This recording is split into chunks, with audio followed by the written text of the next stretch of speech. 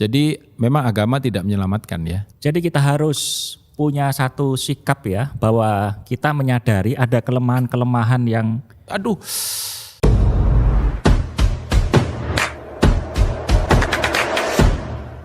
Shalom, saudaraku yang dikasihi oleh Tuhan. Senang sekali kita hari ini boleh kembali di dalam program podcast Kingdom Insight, His Gift for You. Saya berdoa supaya kita semua tetap sehat ya, dan saya percaya bahwa His Gift, hadiahnya itu selalu diberikan kepada kita semuanya. Nah, Kingdom Insight ini adalah sebuah program perbincangan yang ringan namun berbobot untuk memberikan insight-insight, memberikan wawasan-wawasan dan menolong kita semuanya untuk mengaplikasikan kebenaran di dalam kehidupan kita sehari-hari. Nah, hari ini topiknya yang pasti adalah menarik ya. Dan hari ini kita akan bicara tentang S3, yaitu singkatannya adalah sengsara supaya saleh. Apakah Anda harus sengsara supaya kelihatan saleh? Kadang-kadang saya melihat orang-orang itu mukanya kelihatan susah gitu ya, supaya dia kelihatan, wah makin susah mukanya kayaknya makin saleh deh dia ya kan. Kayaknya kalau makin orang sudah bilang makin kere makin saleh gitu kan, kayaknya begitu makin ya. Makin miskin makin rohani gitu. Ya. Nah, hari ini kita berbincang kembali dengan pastor kita, yaitu Pendeta Daniel Yanuar Tanujaya. Selamat Shalom. sejahtera. Yes. Shalom kan artinya Shalom. Peace, ya peace, kan, sejahtera kan. Sejahtera bagi kita semua. Iya. Bagaimana Pak Daniel, sehat hari ini? Sehat, puji Tuhan. Sehat rohani, jiwani, jasmani. Iya. Puji Tuhan. Karena His gift for me. Iya. Nah Pak Daniel, kayaknya kostum kita ini enggak seperti orang yang sengsara gitu ya. Enggak. Ini kita pakai jas, tapi kita pakai jas kan karena ruangan ini dingin. Oh gitu ya. Saya khawatirnya pakaian kita ini kurang sengsara lalu kita kelihatan kurang saleh gitu. Makanya kita perlu bahas ini, apa yang dimaksud dengan sengsara ya kan? Iya. Jangan salah paradigma ya. Iya. Oke. Nah, episode sebelumnya kita sudah membahas banyak tentang apakah orang kaya itu bisa masuk surga atau apakah saya tidak boleh menjadi kaya. Nah, sabda bagian kedua itu menarik seperti tadi saya kutip di awal ya, bahwa apakah saya harus terlihat sengsara supaya saya bisa menjadi orang yang saleh. Karena Yesus Raja kita, dia berkata dalam Matius 5 ayat yang keempat bahwa berbahagialah orang yang berduka cita. Karena mereka akan dihibur. Nah Pak Daniel, pertanyaan saya sederhana saja, betulkah saya harus kelihatan sengsara, berduka cita gitu ya, muram gitu ya, supaya saya kelihatan wah rohani, saleh, soleh begitu ya. Memang pernah kan ya dalam satu rentang waktu itu orang beranggapan bahwa kalau mau kelihatan rohani, kalau mau kelihatan sungguh-sungguh itu harus sepertinya menunjukkan betapa sengsaranya hidup saya dan tanda kutip. Ya, tapi saya yakin Tuhan kita percaya Tuhan kita itu Raja kita itu Raja yang baik. Ya, Allah kita itu Allah yang baik. Dia Bapa, salah satu nama yang dipakai ya. Saya nggak pernah ketemu bapak yang normal, bapak yang benar itu kepingin menyengsarakan anaknya. Nggak ada padahal ya. Dan nggak ada juga bapak yang kepingin anaknya berduka cita gitu. Wah, saya seneng lihat anak saya hari ini. Kenapa? Dari pagi murung terus gitu ya. Dia anak yang soleh ya. Enggak, saya pasti kan begini. Pasti kan ketika Tuhan kemudian berbicara tentang hal ini, pasti kan ada satu paradigma yang dia mau kita pahami gitu dalam rangka itu yang dia kehendaki untuk kita tahu. Nah, jadi apa sih sebetulnya yang dia maksud kata duka cita? Memang even juga dalam terjemahan yang lain yang dimaksud dengan duka cita duka cita ya. Tapi saya yakin bahwa itu bukan merupakan sebuah ekspresi emosional atau sesuatu yang bersifat menyengsarakan kita, tidak ya. Tapi saya percaya itu lebih kepada sebuah sikap penyesalan. Kira-kira kalau didefinisikan secara teknis gitu ya. Karena adanya satu keadaan yang tidak seharusnya terjadi. Jadi ketika misalkan begini, Kita mengalami sesuatu yang kita tidak mau itu terjadi. Lalu kita kan kemudian timbul sebuah penyesalan di dalam diri kita. Ya, nanti tinggal kita explore sesuatu yang tidak kita inginkan itu apa. Ya kan, gitu. Yang kemudian itu membuat kita membangkitkan sebuah rasa duka cita di dalam diri kita. Ya, nah. Apa itu? Itu pertanyaannya pasti. Yang dibilang yang tidak kita inginkan itu apa? Jelas nomor satu kalau itu kaitannya dengan kehidupan kekal. Itu adalah kebinasaan kekal, betul nggak? Neraka kalau orang bilang itu. Ya, dan orang kalau udah nyampe di neraka, unfortunately dia nggak bisa kembali lagi. Ya, karena ada misalkan dalam Injil Lukas ya itu ya. Yang ada Lazarus yang miskin itu dan orang kaya itu, ketika orang kaya itu bilang, Tuhan izinkan kita kirim utusan untuk saudara-saudaraku yang masih hidup, ya kan? Kenapa? Supaya mereka nggak ngalamin kayak saya. Nah, Abraham bilang, dia nanya sama Abraham itu ya. Abraham bilang, nggak bisa. Antara kita ini pertama ada jembatan yang tidak terseberangi. Antara kita, maksudnya antara Abraham dengan mereka, dengan orang kaya ini. Yang kedua, pada mereka ada kesaksian, kitab nabi-nabi. Ya, kalau untuk itu mereka tidak percaya, kalaupun ada orang dari dunia orang mati, juga tetap mereka nggak percaya. Jadi penyesalan nantinya yang sudah terlambat, maka itu akan mendatangkan duka cita yang besar. Nah, Tuhan mau kita ngerti itu sekarang, kita tahu itu sekarang. Contoh lagi, ada orang yang mengorbankan keluarganya misalkan demi, nah ini yang kita bahas kemarin ya, episode sebelumnya ya, yaitu untuk sebuah kekayaan gitu. Jangan sampai itu kemudian menjadi penyesalan yang terlambat. Nah, kalau mau menyesal, kalau mau berduka, berdukalah sekarang. Sekarang ya. Itu. Karena penyesalan yang terlambat tidak ada gunanya. Tidak ada gunanya gitu. Nah, penyesalan yang di depan itu namanya pertobatan. Bukan pendaftaran Pak ya? Bukan pendaftaran. Pendaftaran depan juga sih. Mendaftarlah untuk berduka yang benar ya. Nah Pak Daniel, saya membaca di beberapa ayat itu, ada beberapa ayat itu yang justru memerintahkan kita untuk bersuka cita. Nah sekarang kenapa pada sabda bahagia ini Yesus mengajarkan kita supaya kita ini lebih baik berduka cita? Kenapa enggak harus bersuka cita saja? Iya, jadi bukan berarti kita kemudian kalau disuruh berduka cita berarti kita tidak boleh bersuka cita. Sekali lagi kembali kita lihat konteksnya apa, duka cita itu ya apa, sengsara itu bagaimana, kan gitu. Nah kalau kita lihat misalkan dalam kitab 2 Korintus pasal yang ke-7 ayat yang ke-10 ya, dan pasal yang ke-6 ayatnya juga yang ke-10. Jadi ingatnya gampang nih, 6, 10, 7, 10. Tapi jangan dibeliin togel ya, gak benar tuh. Ya, adalah sebenarnya kan ini kan berbicara tentang bagaimana kita menyesali dosa-dosa kita. Iya, yang kita lakukan. Ya, kegagalan untuk hidup dalam kebenaran. Ya, hidup di dalam kehendaknya. Jadi justru yang dibilang duka cita ini, yang duka cita yang koneksitasnya itu sangat erat dengan yang huruf itu 4 huruf dalam bahasa Indonesia, 3 huruf dalam bahasa Inggris, yang itu menyebabkan semua malapetaka dan semua hal yang negatif yang bisa terjadi dalam kehidupan manusia, DOSA dan SIN, sin dan dosa. Jadi ketika kita menyadari itu, nah itu saya percaya dosa adalah merupakan semua akar dari problema dalam kehidupan kita. Nah saya mau sedikit membacakan dari ayat yang tadi dikutip oleh Pak Daniel ya, 2 Korintus 7 ayat yang ke-10. Sebab duka cita menurut kehendak Allah menghasilkan pertobatan. Jadi itu Pak ya, jadi itu, betul. Kita berduka cita karena kita ini ingin bertobat. Betul. Dan pertobatan kita itu akan membawa keselamatan. Dan yang tidak akan disesalkan. Tetapi duka cita yang dari dunia ini justru menghasilkan kematian. Nah Pak Daniel, kalau begitu bagaimana caranya supaya saya bisa menghidupi karakter duka cita ini?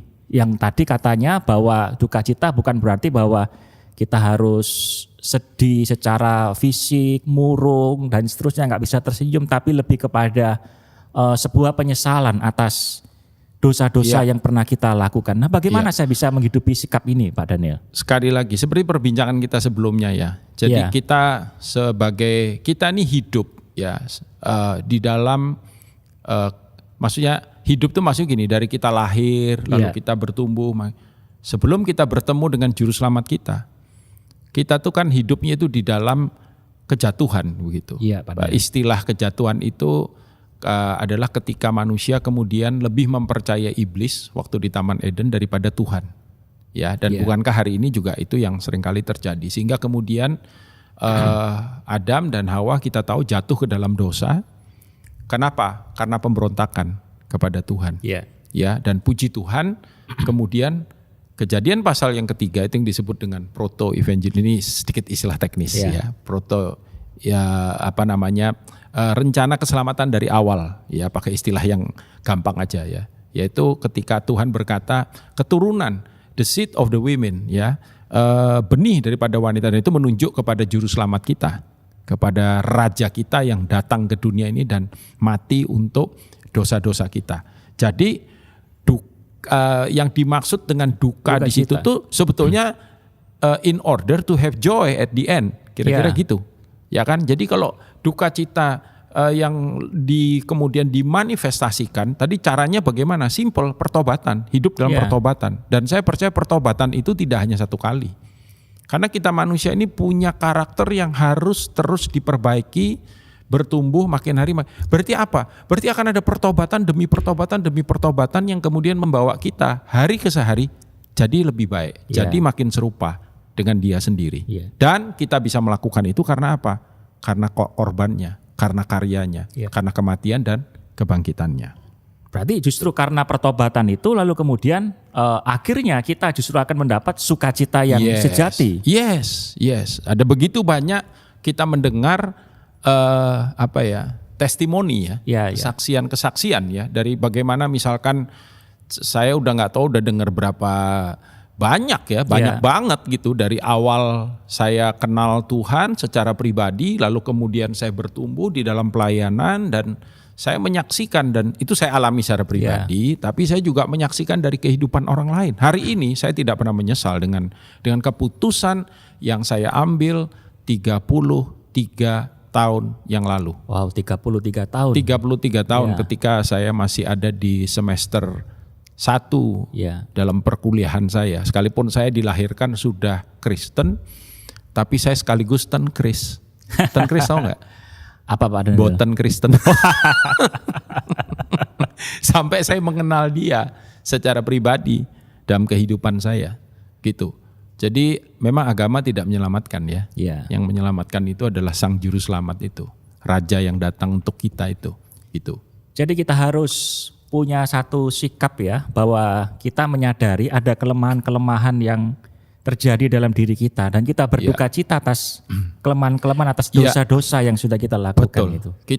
Kita berduka, makanya kan sikap bertobat itu kan sikap begini ya. Ketika orang, kok saya begitu ya. Saya nggak seharusnya begitu. Tapi kan seringkali gini, inilah yang ini mungkin perlu saya tekankan, antara bertobat dengan sekedar menyesal. Ya, jadi ada orang yang menyesali, saya kok jahat ya sama istri saya misalnya. Kok saya sama anak-anak saya sikapnya, kok saya sama teman saya, saya sama bawah. Tapi cuman menyesal. Dia bisa ulangi itu lagi dan kemudian menyesal kembali, gitu. Jadi itu kayak lingkaran setan. Nah, orang tanya gimana kalau caranya keluar dari lingkaran setan? Ya bertobat. Setannya mesti di stop gitu. Dan yang bisa nyetop cuma Tuhan. Dengan pertobatan. Ketika bertobat dia berhenti dan berbalik kan? Mengalami metanoia, istilah kerennya gitu. Berbalik 180 derajat. Nah, pada waktu kita menyesal, kemudian kita bertobat dan kita berbalik, sukacitalah yang ada sukacita, ada His gift. His gift. For you and for me. Itulah. Nah, kita melihat di dalam sabda bahagia itu, ternyata Yesus mengajarkan pada kita bahwa setiap orang yang berduka cita dengan maksud yang sudah dijelaskan tadi, justru dialah yang nanti akan mendapat penghiburan. Betul.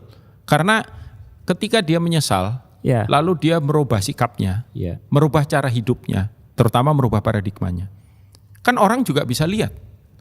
Dan kemudian orang bilang apa? Kok dia lain ya? Kok dia beda ya? Iya. Dan tentu saja akan ada respon positif, betul nggak? Dan bukankah itu mendatangkan sukacita buat kita? Amin. Ya, apa yang kamu tabur kamu akan tuai. Iya. Firman berkata demikian, gitu.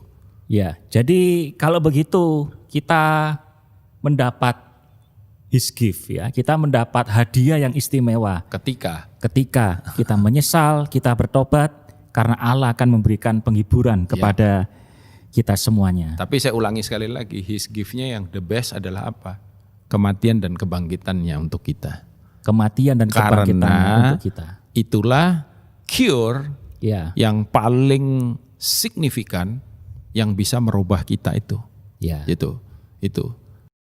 Jadi kalau begitu buat teman-teman semua yang menyaksikan dan mendengarkan podcast ini ya, kalau kita telah melakukan sesuatu yang buruk di belakang kita jangan pernah saya potong ini Pak Roy. Ya. Tidak hanya di belakang, even yang baru kamu lakukan. Yang baru saja tadi gitu baru aja kamu lakukan. Teruskan. Ya. Apapun yang sudah terjadi yang ada di belakang ya, kalau kita dengan sepenuh hati kita menyesal, kita bertobat, tidak ada alasan lagi bagi kita untuk kita tidak bangkit dari keterpurukan kita. Karena kematiannya dan kebangkitannya itulah His gift for us. Hadiah bagi kita semua untuk kita bisa melihat sukacita, penghiburan dan masa depan yang terbaik dalam hidup kita. Mengenai penghiburan ini mungkin bisa tolong dibacakan Yesaya pasal 61 ya, ayat 1 dan ayatnya yang kedua. Ketika kita dalam kesungguhan berduka atas dosa-dosa kita, silakan boleh dibacakan. Yesaya 61 ayat 1 dan 2, Roh Tuhan Allah ada padaku, oleh karena Tuhan telah mengurapi aku. Dan Ia telah mengutus aku untuk menyampaikan kabar baik kepada orang-orang sengsara. Yang dibilang aku itu Tuhan Yesus kan? Tuhan Yesus betul ya. Menyampaikan kabar baik kepada orang-orang sengsara, merawat orang-orang yang remuk hati. Dan untuk memberitakan pembebasan kepada orang-orang tawanan, orang tertawan, kepada orang-orang yang terkurung, kelepasan dari penjara. Coba lihat itu semua deskripsi di situ kan bicara tentang orang yang berduka cita kan? Orang yang di penjara, orang yang terpuruk, menderita, orang yang menderita, orang. Tapi kalau orang tidak merasa dia menderita, tidak merasa dia terpuruk, bagaimana bisa ada duka cita dalam dirinya? Jadi duka cita yang kemudian berubah menjadi sukacita. Jadi Anda tidak perlu sengsara untuk saleh.